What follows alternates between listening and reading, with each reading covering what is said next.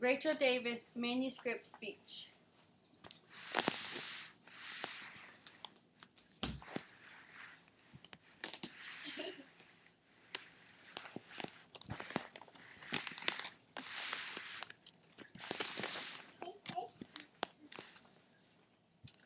Life likes to throw you curveballs.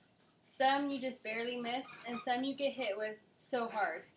I have been hit with a few curveballs. I know that everyone goes through hard times in life. That's part of life. I've had many hard times. I lost my mother when I was 5 and grew up in an abusive home until my dad committed suicide when I was 14. I learned you just get through it and you learn to live without, but there is always a piece missing. After such traumatic things, I figured God would throw me curveballs, but not let me get hit again for a while. On October 11th, 2013, life hit me again with a curveball, one that hit me harder than I could ever imagine. I knew I always wanted to become a mother. I had my first child on January 21st, 2013. Shortly after, I found I was pregnant again with my second, and they were going to be 13 months apart. A little soon, but I knew I could handle it. August 2013, I found out I was going to have a boy.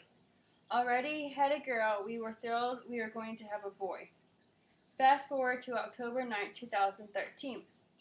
I started to have contractions that morning and decided to go to the hospital to get checked out. The nurses indeed told me I was in preterm labor. They gave me shots to stop the preterm labor. They then admitted me for overnight stay to keep an eye out on me. The next day I hadn't had any contractions for 10 hours, so they released me at 3 p.m. and told me to take it easy and drink lots of water. I did just that. Around 11 p.m., I started to have contractions again and spotting. I rushed back to the hospital. They gave me shots to stop preterm labor and admitted me. Around 1 a.m., I needed to go to the bathroom to go pee. I got up, and as soon as I went pee, a gush of blood came pouring out of me. Scared, I hollered at the nurse. She told me to lie down. She went to check my cervix. My son, who still had 4 more months, was on his way out. She hugged me and said, "I'm sorry." My life froze. I knew everything I had imagined life would be with him in it was gone. In the poem, Just Those Few Weeks, written by Susan Erling Martinez, she wrote,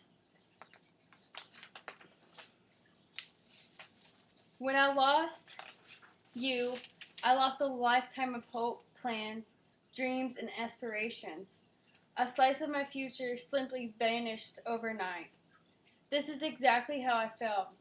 The day he was going to be born, mine home playing, kindergarten graduation, muddy for playing outside, boo-boos, his first love, first dance, high school graduation, who he was going to marry, all weren't going to happen. He wasn't coming home with me. The memories I dreamed of with him were never going to happen. The situation was out of my control, and I hated it. They asked me if I would like an epidural. I responded, 'Can you just give me a C-section? I don't want to have to go through something that I should be happy, but isn't. That should be so happy, but isn't.' They couldn't do that.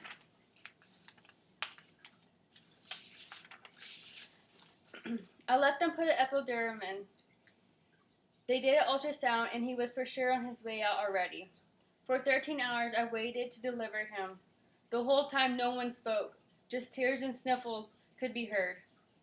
The only question the nurse kept asking me are what would I like to do with his body. I was mad and hurt. I never felt this kind of pain before, even losing both my parents. At 1:23 p.m., October 11, 2013, I delivered an 11-ounce baby boy named Eli Michael Nugent-Stadt. He died at 4:03 p.m. Him being too small to get help by machines, he didn't have a chance. As I looked down at his little lifeless body, I just wanted him to grab my finger. But God had bigger plans for Eli. The reason I went into labor? Chorioamnionitis is inflamed of the fetal membrane due to bacterial infection. Losing a child, even though I did not get to know Eli, was the hardest thing I have ever had to deal with. I felt him, I saw him, and most of all, I loved him. I learned life will hit you hard, and when you think you can't get hit any harder, it will prove you different. I learned that in time, everything that you, it, I learned that time is everything, and that you have to keep moving forward. You can't stop. There is so much this life has to offer to just give up. If I had gave up, I wouldn't have my son Ollie. I'm so thankful for my life, and I'm truly blessed. So, goodbyes aren't forever. Goodbyes are not the end. This simply means I'll miss you until we meet again.